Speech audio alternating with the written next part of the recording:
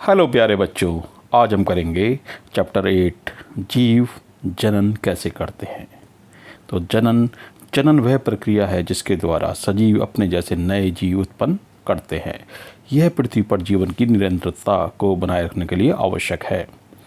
कोशिका के केंद्रक में पाए जाने वाले गुणसूत्रों के डीएनए मीन्स डीऑक्सीराइबोन्यूक्लिक अम्ल के अणुओं में आनुवांशिक गुण होते हैं। आनुवांशिक गुण का मतलब जो माँ बाप के गुण आगे संतानों में ले जाते हैं।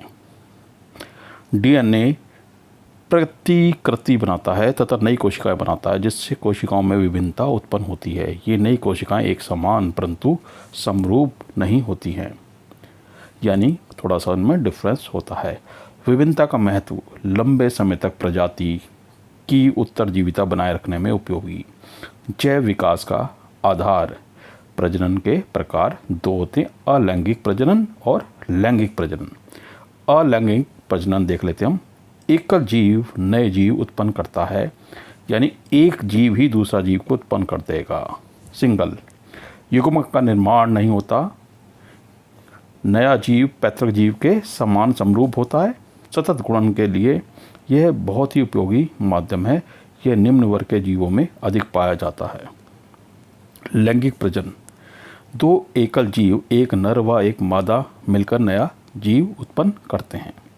नर युग्मक व मादा युग्मक बनते हैं, यानी फीमेल गैमेट्स और मेल गैमेट्स। नया जीव आनुवांशिक रूप से पैतृक जीवों के समान होता है परंतु समरूप नहीं। प्रजाति में विभिन्नताएं उत्पन्न करने में सहायक होता है। उच्च वर्ग के जीवों में पाया जाता है। भाई माँ और बाप यानी नर और मादा अलग अलग होंगे तो नया जीव जो उत्पन्न होगा उन दोनों के कुंडलीय होगा, तो उसमें विभिन्नताएं तो होंगी ही। अलैंगिक प्रजनन की विधियाँ। विखंडन इस प्रक्रम में एक कोशिका दो या दो से अधिक कोशिकाओं में विभाजित हो जाती है। एग्जाम्पल है इसका क्या है, द्विखंडन। द्विखंडन माने जब दो भागों में टूट जाए। जीव दो कोशिकाओं में विभाजित हो जाता है। उदाहरण आप देख सकते हैं अमीबा का। बहुखंडन जीव बहुत सारी कोशिकाओं में विभाजित हो जाता है, यानी एक जीव बहुत सारे पार्ट्स में डिवाइड हो जाता है। इसको कहते हैं बहुखंडन नाम के अनुसार ही। दूसरा पार्ट है खंडन। इस प्रजनन विधि में सरल संरचना वाले बहुकोश के जीव विकसित होकर छोटे छोटे टुकड़ों में खंडित हो जाता है। यह टुकड़े वृद्धि कर नए जीव में विकसित हो जाते हैं। उदाहरण स्पायरो गायरा आप देख सकते हैं। पुनरुद्भवन या पुनर्जनन इस प्रक्रम में किसी कारणवश जब कोई जीव कुछ टुकड़ों में टूट जाता है तो प्रत्येक टुकड़ा नए जीव में विकसित हो जाता है। उदाहरण है प्लेनेरिया हाइड्रिया। आप देख सकते हैं इधर प्लेनेरिया है, इसमें रीजनरेशन हो रहा है।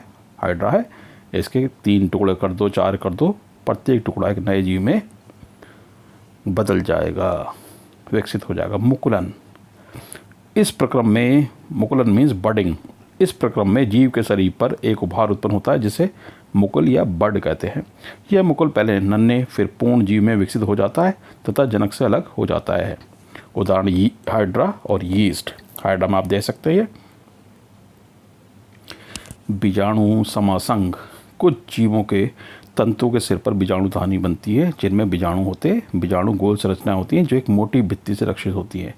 अनुकूल परिस्थितियां मिलने पर बीजाणु वृद्धि करने लगते हैं और नया बना लेते हैं। ऑर्गेनिज्म।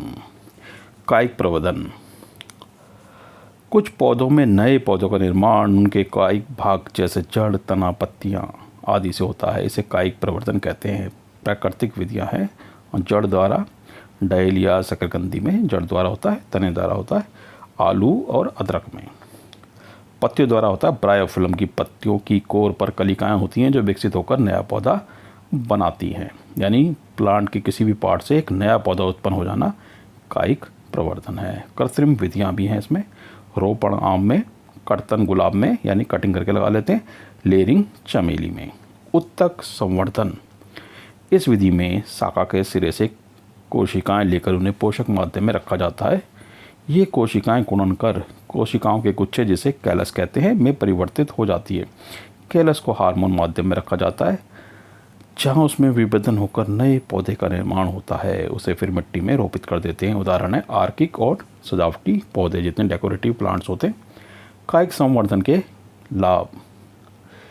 बीज उत्पन्न करने वाले पौधे जैसे केला, गुलाब आदि के नए पौधे बना सकते हैं हम कटिंग करके, कलम लगा के, या जो भी तरीका है।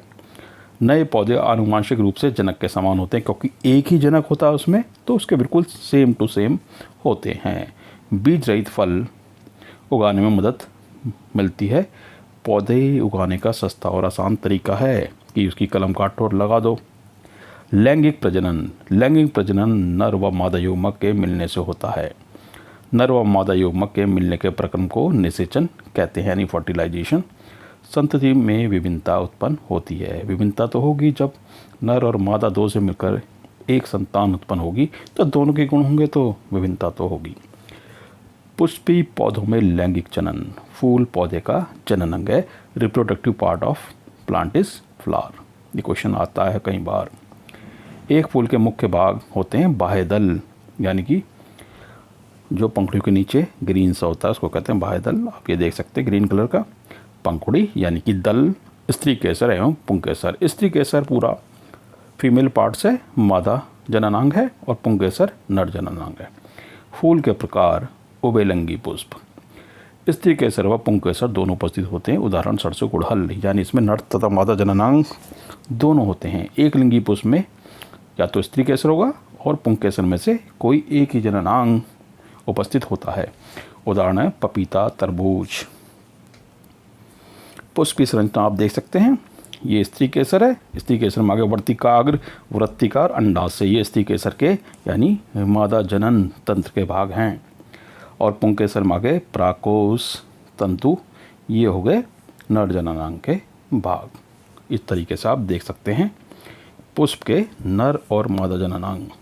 बीज निर्माण की प्रक्रिया।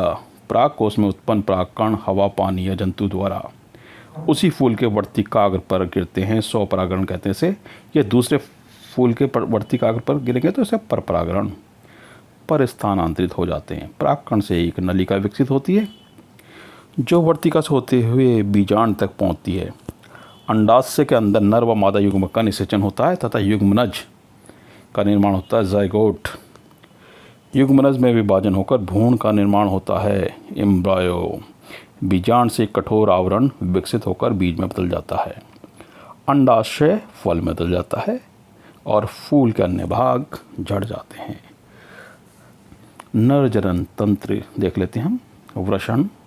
वृषण उदर गुहा के बाहर वृषण कोष में उपस्थित होते हैं। वृषण कोष तापमान तुलनात्मक रूप से कम होता है जो शुक्राणु बनने के लिए आवश्यक होता है। नर युग्मक शुक्राणु यहाँ पर बनते हैं। वृषण ग्रंथि टेस्टोस्टेरोन हार्मोन उत्पन्न करती है। टेस्टोस्टेरोन के कार्य नंबर 1 है ए शुक्राणु उत्पादन का नियंत्रण, बी लड़कों में यौवनावस्था परिवर्तन जैसे कि दाढ़ी मूछाना, आवाज़ वगैरह में चेंज। शुक्रवाहिनी ये शुक्राणुओं को वृषण से शिश्न तक पहुंचाती है। मूत्रमार्ग यह मूत्र और वीर्य दोनों के बाहर जाने का मार्ग है। बाहरी आवरण के साथ इसे शिश्न कहते हैं। संबंधित ग्रंथियां हैं शुक्राशय ग्रंथि तथा प्रोस्टेट ग्रंथि अपने स्राव शुक्रवाहिनी में डालते हैं।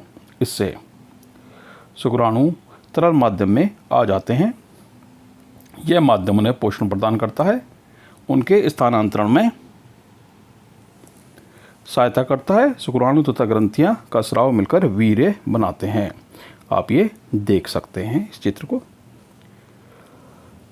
मादा जनन तंत्र। मादा जनन तंत्र के पार्ट्स कई बार पूछे जा चुके हैं और उनके कार्य आते हैं। अंडाशय मादा युग्मक अथवा अंड कोशिका का निर्माण अंडाशय में होता है। लड़की के जन्म के समय ही अंडाशय में हजारों अपरिपक्व अंड होते हैं। यौवन आरंभ पर इनमें से कुछ अंड परिपक्व होने लगते हैं। 2 में से एक अंडाशय द्वारा हर महीने एक परिपक्व अंड उत्पन्न किया जाता है। अंडाशय एस्ट्रोजन व प्रोजेस्टेरोन हार्मोन भी उत्पन्न करता है। तो ये कार्य अंडाशय के हो गए। ये पूछे गए हैं एग्जाम में कई बार। अंडवाहिका फैलोपियन ट्यूब अंडाशय द्वारा उत्पन्न अंड कोशिका को गर्भाशय तक स्थानांतरण करती है। अंड कोशिका व शुक्राणु का निषेचन यहाँ पर होता है। ये प्रश्न भी कई बार आ चुका है कि निषेचन कहाँ पर होता है। तो निषेचन फैलोपियन ट्यूब या अंडवाहिका में होता है। गर्भाशय ये एक थैलीनुमा संरचना है जहाँ पर शिशु का विकास होता है। गर्भाशय ग्रीवा द्वारा योनि में खुलता है। आप देख सकते हैं अंडवाहिका है, फैलोपियन ट्यूब, अंडाशय है, गर्भाशय है, ग्रीवा है, योनि है। ये मानव का मादा जनन तंत्र आप देख सकते हैं। जब अंड कोशिका का निषेचन होता है, निषेचित अंडे युग्मनज कहलाता है, जो गर्भाशय में रोपित होता है। गर्भाशय में रोपण के पश्चात युग्मनज में विभाजन व विभेदन होता रहता है तथा भ्रूण का निर्माण होता रहता है, यानी कि डेवलपमेंट ऑफ एम्ब्रॉय। प्लेसेंटा ये एक विशिष्ट ऊतक है जिसकी तस्तरी नुमा संरचना गर्भाशय में धसी होती है। इसका मुख्य कार्य, ये कई बार पूछा जा चुका है कि प्लेसेंटा का क्या कार्य है, या शिशु अपना आहार कैसे ग्रहण करता है, पोषण कैसे ग्रहण करता है।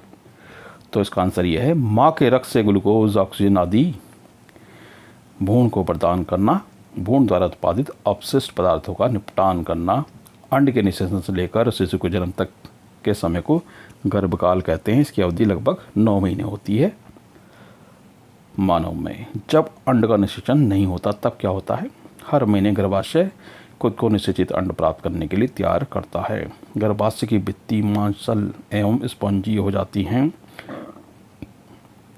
यह भ्रूण के विकास के लिए जरूरी है। यदि निषेचन नहीं होता तो इस भित्ति को आवश्यकता नहीं रहती, अतः यह परत धीरे धीरे टूटकर योनि मार्ग से रक्त एवं म्यूकस के रूप में बाहर निकलती है। यह चक्र लगभग 1 महीने का समय लेता है तथा इसे ऋतुस्राव अथवा रजोधर्म कहते हैं। 40 से 50 वर्ष की उम्र के बाद अंडाशय से अंड का उत्पन्न होना बंद हो जाता है। फलस्वरूप रजोधर्म बंद हो जाता है, जिसे रजोनिवृत्ति कहते हैं। जनन स्वास्थ्य। जनन स्वास्थ्य का अर्थ है जनन से संबंधित सभी आयाम जैसे शारीरिक, मानसिक, सामाजिक एवं व्यवहारिक रूप से स्वस्थ होना। रोगों का लैंगिक संचरण, एसटीडीज।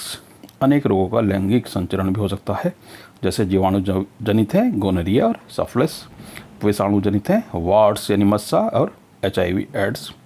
कंडोम के उपयोग से इन रोगों का संचरण कुछ सीमा तक रोकना संभव है। गर्भरोधन, गर्भधारण को रोकना गर्भरोधन कहलाता है। गर्भरोधन के प्रकार, यांत्रिक अवरोध, शुक्राणु को अंड कोशिका तक नहीं पहुंचने दिया जाता है। उदाहरण है शिश्न को ढकने वाले कंडोम और योनि में रखे जाने वाले सर्वाइकल कैप्स।